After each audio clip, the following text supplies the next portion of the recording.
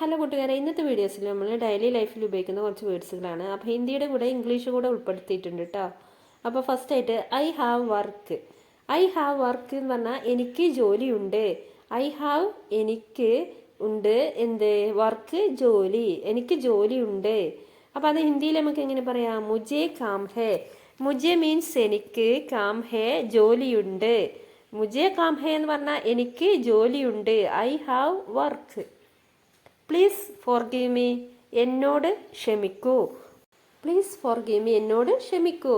മുझे മാഫ് കർ ദീജിയേ. മുझे മീൻസ് എന്നോട്, മാഫ് കർ ദീജിയേ ക്ഷമിക്കൂ, എന്നോട് ക്ഷമിക്കൂ. മുझे മാഫ് കർ ദീജിയേ, എന്നോട് ക്ഷമിക്കൂ. Please forgive me, please forgive me. Don mind. Don mind എന്ന് പറഞ്ഞാൽ കാര്യമാക്കേണ്ട.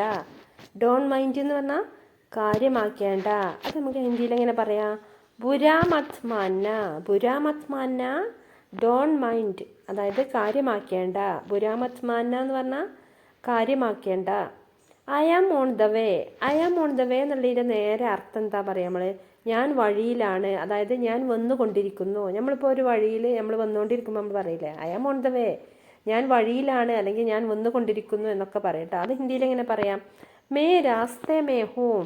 മേം എന്ന് പറഞ്ഞാൽ ഞാൻ, രാസ്തേ മേം എന്ന് പറഞ്ഞാൽ വഴിയിൽ, ഹൂം ആകുന്നു, ഞാൻ വഴിയിലാകുന്നു.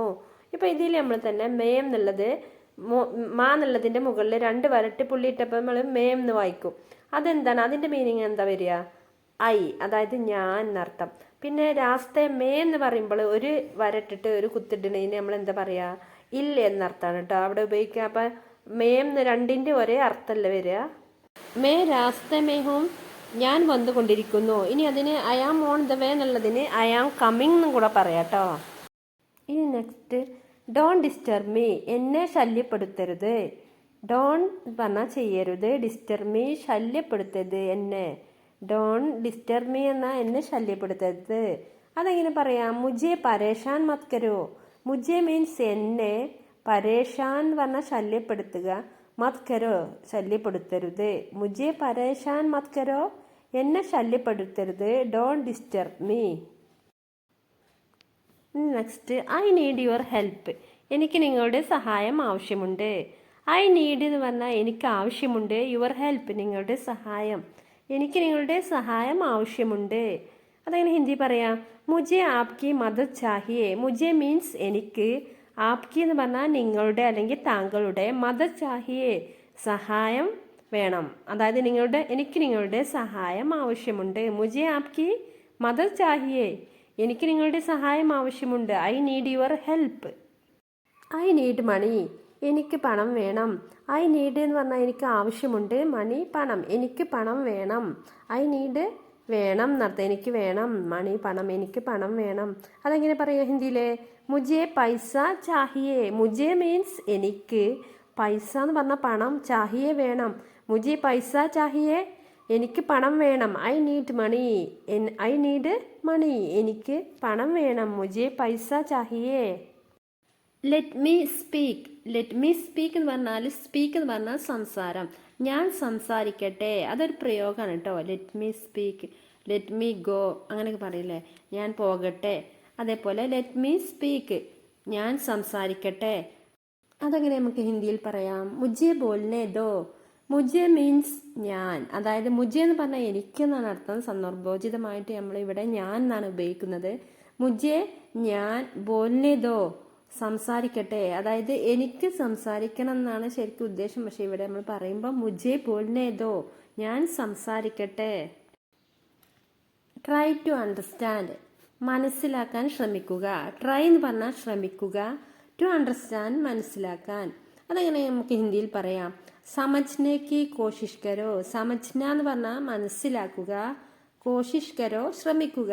സമജ്നെ കി കോശിഷ് കരോ എന്ന് പറഞ്ഞാൽ മനസ്സിലാക്കാൻ ശ്രമിക്കുക.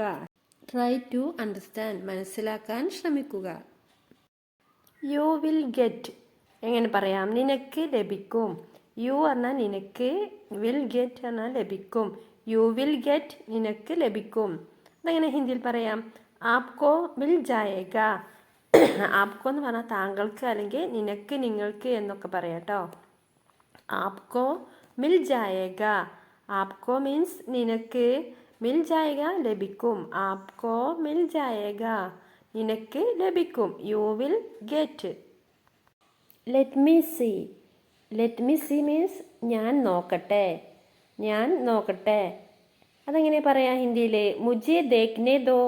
മുझे മീൻസ് ഞാൻ, देखने दो നോക്കട്ടെ. മുझे देखने दो ഞാൻ നോക്കട്ടെ. Let me see. Give me a chance. Give me a chance എനിക്കൊരവസരം നൽകൂ. ഗീവ് മീ എന്ന് പറഞ്ഞാൽ എനിക്ക് നൽകൂ.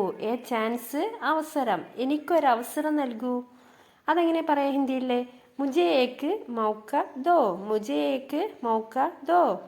മുझे മീൻസ് എനിക്ക്, ഏക് മൗക്ക എന്ന് പറഞ്ഞാൽ ഒരവസരം, ദോ നൽകൂ. മുझे एक मौका दो എനിക്കൊരവസരം നൽകൂ. അവസരം, ചാൻസ്, അതായത് ഓപ്പർച്യൂണിറ്റി എന്നൊക്കെ പറയും നമ്മൾ. അതാണ് മൗക്ക എന്ന് പറഞ്ഞാൽ ചാൻസ്. മുझे एक मौका दो എനിക്കൊരവസരം നൽകൂ. Give me a chance. മുझे एक मौका दो give me a chance.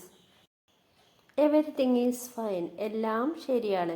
Everything എന്ന് പറഞ്ഞാൽ എല്ലാം, ഈസ് ഫൈൻ ഓക്കെയാണ്, ശരിയാണ്. അതെങ്ങനെ പറയാം? സബ് കുച്ച് ടീക്ക് ഹേ. എല്ലാം ശരിയാണ്.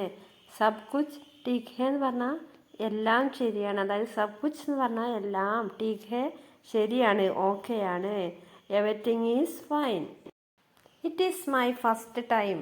ഇതെൻ്റെ ആദ്യ തവണയാണ്. ഇറ്റ് ഈസ് എന്ന് പറഞ്ഞാൽ ഇത് ആകുന്നു. മൈ ഫസ്റ്റ് ടൈം അതായത് എൻ്റെ ആദ്യ തവണ, ആദ്യത്തേത്. ഇതെൻ്റെ ആദ്യത്തെ തവണയാണ്, ആദ്യ തവണയാണ്. അതെങ്ങനെ പറയാം? യഹ് മേര പഹലി ബാർ ഹേ.